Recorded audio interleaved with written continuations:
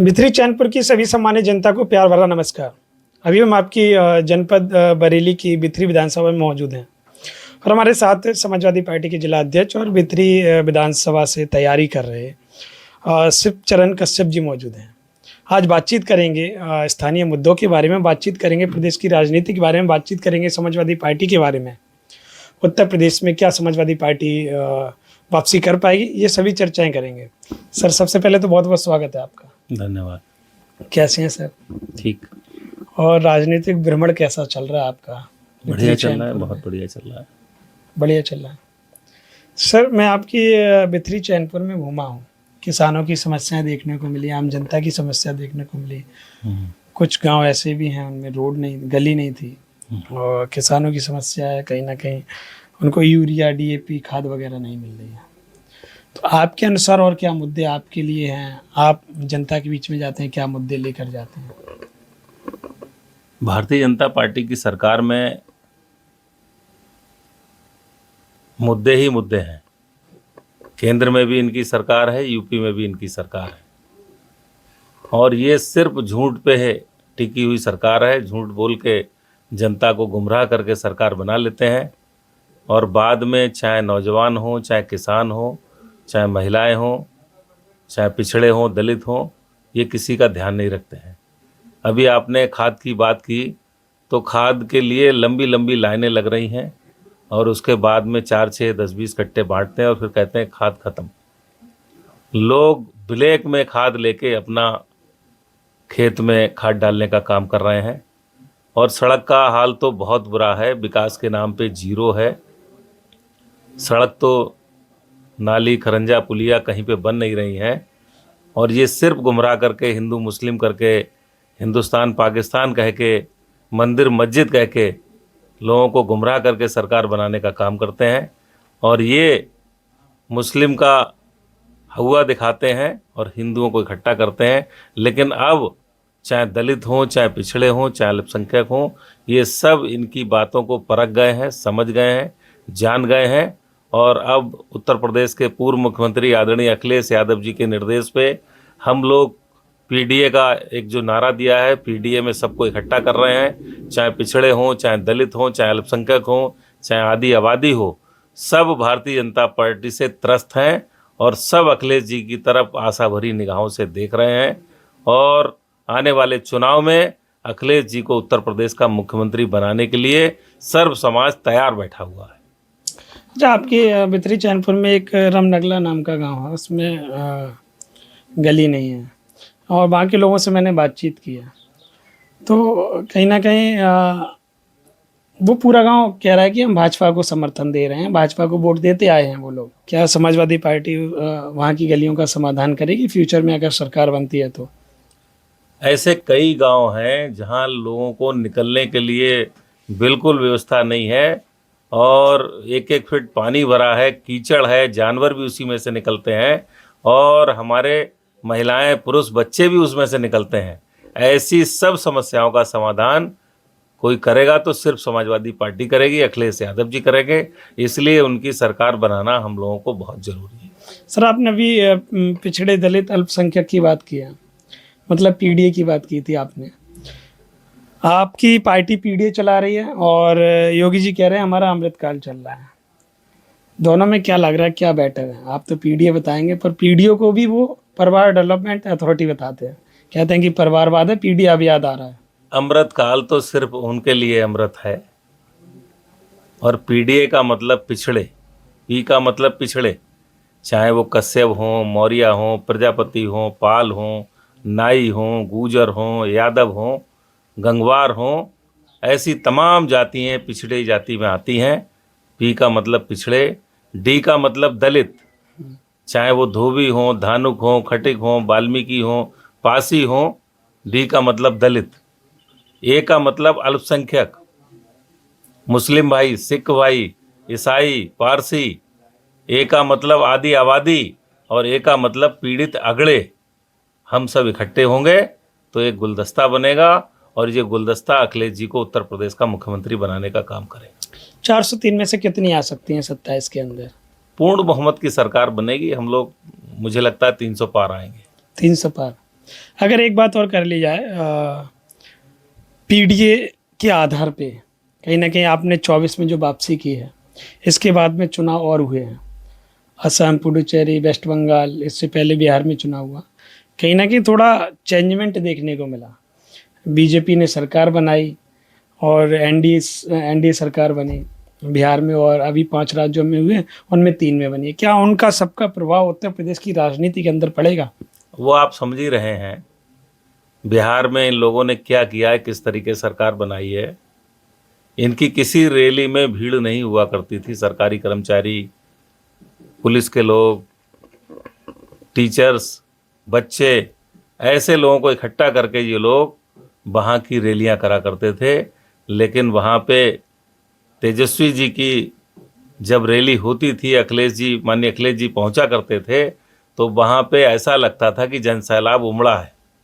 तो इन लोगों ने एसआईआर करके मुझे लगता है वहाँ वोट कम करने का काम किया, और ईमानदारी से चुनाव अगर हुआ होता तो बिहार में भी सरकार तेजस्वी जी की बनती और बंगाल में भी ममता जी की सरकार बनती। और इन लोगों ने बहुत बड़ी वहाँ के लोगों के साथ बेईमानी करने का काम किया है। उत्तर प्रदेश में इनकी बेईमानी बिल्कुल नहीं चलेगी। यहाँ जनता स्वयं चुनाव लड़ने के लिए तैयार बैठी हुई है। ये किस किस को रोकेंगे, किस बूथ पर रोकेंगे, किस बिरादरी को रोकेंगे, ऐसी कोई बिरादरी बची नहीं है जो समाजवादी पार्टी को लाइक नहीं कर रही हो। ऐसी कोई बिरादरी नहीं बची है। अच्छा, एक बात और बता दीजिए, बिथरी चैनपुर की क्या आम समस्याएं और देखने को मिलती हैं? आप वहाँ से तैयारी कर रहे हैं? भारतीय जनता पार्टी की सरकार केंद्र में भी है और उत्तर प्रदेश में भी है। डबल इंजन की सरकार है, तो विकास डबल तरीके से होना चाहिए। लेकिन विकास डबल की जगह डबल तरीके से विकास नहीं हो रहा है। अच्छा, डबल तरीके से हो नहीं रहा? डबल तरीके से, लोग तो कहते हैं एक तरीके से नहीं हो रहा है, यहाँ डबल तरीके से विकास नहीं हो रहा है। कोई नाली नहीं बन रही, कोई खरंजा नहीं बन रहा है, कोई रोड नहीं बन रही है। विधवा पेंशन, विकलांग पेंशन, वृद्धा पेंशन, नौजवानों के लिए तमाम जो योजनाएं हुआ करती थी वो सब बंद पड़ी हैं। और आप देख रहे हो आए दिन पेपर लीक हो रहा है। बच्चा कितनी मेहनत से अपनी परीक्षा की तैयारी करता है, और तैयारी करके वो ज़िले से दूर परीक्षा देने के लिए जाता है। माँ बाप किस तरीके से उसकी फीस भरते हैं, किस तरीके से ऑनलाइन कराते हैं, किस तरीके से उसकी व्यवस्था करते हैं कि वो पेपर देने जाए। जब पेपर देने बैठता है तो पता चलता है पेपर लीक हो गया है। कई बच्चों ने आत्महत्याएं कर ली हैं, कई बच्चे ओवर एज हो गए हैं। तो ये सब कोस रहे हैं भारतीय जनता पार्टी को। ये कोस आत्माओं से जब कोसा जाता है तो फिर ये ज़रूर उसको न्याय मिलता है। और अब भारतीय जनता पार्टी की सरकार नहीं बनेगी। सब बिरादरी के लोग त्राह त्राह मची हुई है, और इस त्राह त्राह को ख़त्म करते हुए अखिलेश जी को मुख्यमंत्री बनाएंगे, तभी सबका समाधान होगा।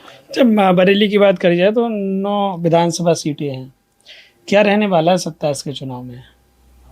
9 पर क्या? बरेली जनपद में 9 विधानसभाएं हैं, और ऐसी कोई विधानसभा नहीं है जहां हम लोग मजबूत ना हो। आपने देखा 2022 में चुनाव से 18 दिन पहले हमें जिला अध्यक्ष बनाया गया। उससे पहले बरेली ज़िले में 9 की 9 सीटें हम लोग हारे हुए थे, दोनों एमपी हारे हुए थे। जब हम जिला अध्यक्ष 22 में बने तो बरेली में 2 एमएलए बने, बहेड़ी से और भूजीपुरा से। उसके बाद में हम लोगों ने बहुत संघर्ष किया, मेहनत करा, पूरी पार्टी को एकजुट करा। एमपी का चुनाव जब आता है तो भारतीय जनता पार्टी 1 लोकसभा जीतती है तो 1 लोकसभा समाजवादी भी जीतती है, और 9 विधानसभाओं में हम लोग 5 जगह जीतते हैं और भारतीय जनता पार्टी 4 जगह जीतती है। तो ये कार्यकर्ताओं ने इतनी मेहनत करी।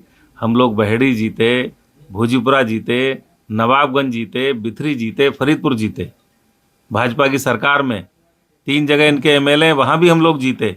तो अब वोट प्रतिशत हम लोगों का बढ़ रहा है, सरकार बनाने की तरफ हम लोग पहुँच रहे हैं। प्रत्याशी हमारे बड़ी मेहनत के साथ पार्टी को एकजुट कर रहे हैं, लोगों को पार्टी से जोड़ रहे हैं, और प्रत्याशी जो भी होगा हम लोग ये मान के चलेंगे कि अखिलेश जी चुनाव लड़ रहे हैं, अखिलेश जी को मुख्यमंत्री बनाना है, अखिलेश जी यहाँ से चुनाव लड़ रहे हैं, ये मान के हम लोग प्रत्याशियों को चुनाव लड़ाने का काम करें। अच्छा, एक बात और बता दीजिएगा, 9 में से 9 ही रहेंगी पूरी सपा की, या फिर अभी 7-2 का मामला है, कितना रहेगा? नहीं, 9 में से 9 मजबूत है हमारी, 9। कहीं पे कहीं कोई रिजल्ट कमजोर क्या नहीं। रहेगा सपा के रिजल्ट 9 अनुसार? जीतेंगे। 9। बरेली, सदर और कैंट भी? बिल्कुल जीतेंगे, बहुत वोट है हमारा वहाँ। अच्छा, एक बात और बता दीजिएगा, आपको अगर सपा टिकट देती है तो बिथरी चैनपुर का क्या समीकरण रहेगा, क्या रुझान रहेगा? देखो, ये तो राष्ट्रीय अध्यक्ष जी के ऊपर है। अगर मिलती है तो पिछली बार 22 में पूर्व जिला अध्यक्ष आदरणीय अगम मौर्य जी चुनाव यहाँ लड़े थे, उनको 99,500 वोट पड़े थे। उसमें मुझे लगता है 60,000 मुस्लिम समाज के वोट रहे होंगे, पड़े वोट 15,000 यादव रहे होंगे, 75,000, 10,000 मौर्य रहे होंगे, 85,000, और लगभग 15,000 और सब बिरादरियों का वोट रहा होगा। ये सब मिला के लगभग 1 लाख पड़ा। जीतने वाले प्रत्याशी को राघवेंद्र शर्मा जी थे, उनको 1,15,500 वोट मिले। कुछ मत करो, उसमें से खाली पड़े वोट 30,000 कश्यप उठा लोगे तो वहाँ पे 85,000 वोट रह जाएगा, और यहाँ पे 1,30,000 हो जाएंगे। 1,30,000 85,000 में डिफरेंस लगभग 45,000 का बनता है। चुनाव तो जीत ही जाएंगे, लेकिन हम चाहते हैं कि हमारे साथ साथ बरेली जनपद की 9 विधानसभाएं जीतें, ताकि हम लोगों की सरकार बने। इसलिए हम लोग पूरे जनपद की सभी विधानसभाओं में पार्टी से सर्व समाज को जोड़ रहे हैं, उसके साथ कश्यप समाज को भी तेजी से पार्टी से जोड़ने का काम कर रहे हैं। अगर वहाँ के विधायक बनेंगे तो क्या विकास करेंगे, क्या बदलाव करेंगे बिथरी चैनपुर में? अब ये बातें तो बात की हैं, ये बातें तो बात की हैं। पहले माननीय जी का आशीर्वाद मिले, टिकट मिले, चुनाव जीतें। ऐसी तमाम सी समस्याएं हैं जो वो हम sort out कहना की शुरू जाएंगी। करेंगे तो सुबह से शाम हो जाएगी। ऐसी बहुत समस्याएं भारतीय जनता पार्टी ने हर विधानसभा में पैदा कर दी। चलिए, तो आपने देखा हमारे साथ शिवचरण कश्यप जी मौजूद थे, जो बिथरी चैनपुर से तैयारी कर रहे हैं और समाजवादी पार्टी के जिला अध्यक्ष हैं।